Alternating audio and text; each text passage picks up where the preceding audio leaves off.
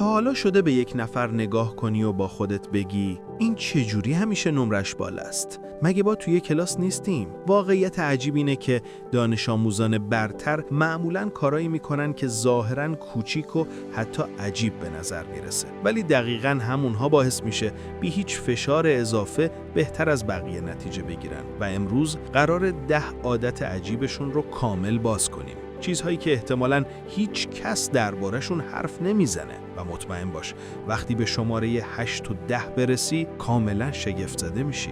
بزن بریم. عادت شماره 1: شروع زشت. دانش آموزان برتر هیچ وقت منتظر حال خوب یا برنامه کامل نمیمونن. اونا فقط زشت شروع میکنن. یعنی چی؟ یعنی حتی وقتی حال ندارن، حتی وقتی بی برنامه‌ن، حتی وقتی فقط 60 ثانیه وقت دارن کار رو شروع میکنن. خیلی ساده، خیلی ناقص. و این کار باعث میشه مغز از حالت مقاومت خارج بشه. تو واقعا لازم نیست 2 ساعت مطالعه کنی. فقط 2 دقیقه کافیه تا موتور روشن بشه. و بامزه اینجاست که خیلی از ما تا حالا درباره این راز ساده چیزی نشنیدیم. عادت شماره 2: سکوت قبل شروع. این یکی واقعا عجیب به نظر میرسه، ولی دانش آموزان برتر قبل از اینکه درس بخونن 30 تا 60 ثانیه کامل سکوت میکنن. چشم‌ها بسته، بدون گوشی، بدون موسیقی، فقط 1 دقیقه سکوت. این کار مغز رو وارد حالت تمرکز میکنه، چیزی که روانشناسا بهش میگن ترانزیشن ریچوال. مثل اینه که یک دروازه مخصوص وارد مطالعه داری.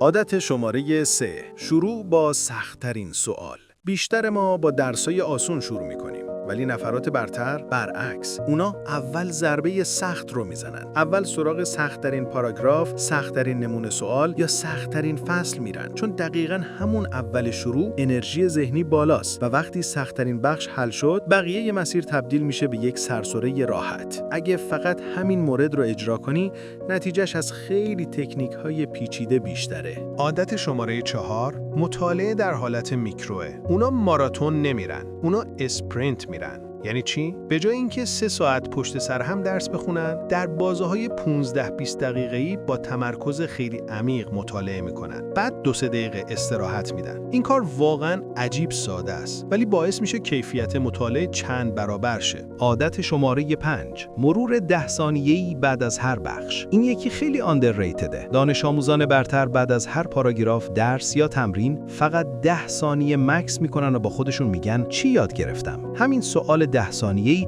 باعث میشه ذخیره‌سازی اطلاعات در حافظه 2-3 برابر قوی‌تر بشه، در حالی که بقیه فقط میخونن و چند ساعت بعد نصفش یادت میره. عادت شماره 6: استفاده از محرک ثابت شروع. دانش آموزان برتر یه چیز دارن که همیشه شروع مطالعه رو باهاش لینک میکنن. برای یکی موسیقی لوفای، برای یکی یک رایحه مخصوص، برای یکی یه چراغ رومیزی، برای یکی باز کردن یک دفتر خاص. این اسمش کیوه، یک علامت مخصوص که مغز رو وارد حالت آماده برای درس میکنه.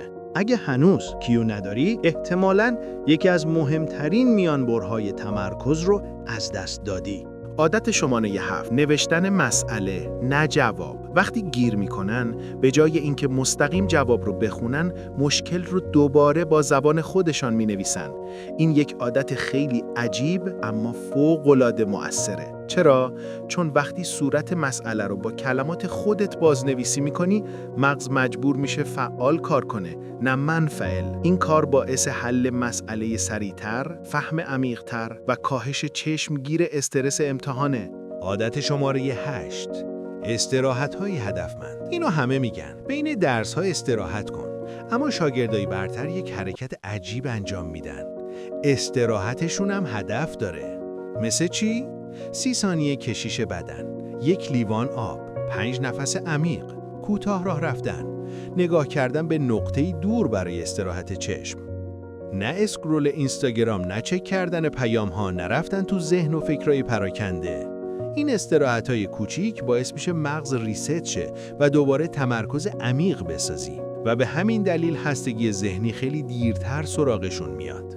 عادت شماره 9: درمان پروکرستینیشن با قانون 5 قدم. این قانون رو شاید کمتر شنیده باشی. وقتی حال درس خوندن ندارن، به جای جنگیدن با خودشون 5 قدم ساده انجام میدن. اول محیط رو جمع میکنن، دوم دفتر رو باز میکنن. سوم، فقط یک جمله میخونن. چهارم، فقط یک مثال حل میکنن. پنجم، یک مینی پاداش میذارن. این 5 قدم مثل یک ریل شروع عمل میکنه. پروکرستینیشن دشمن شروعه و این 5 قدم دقیقاً همون دشمن پروکرستینیشنه.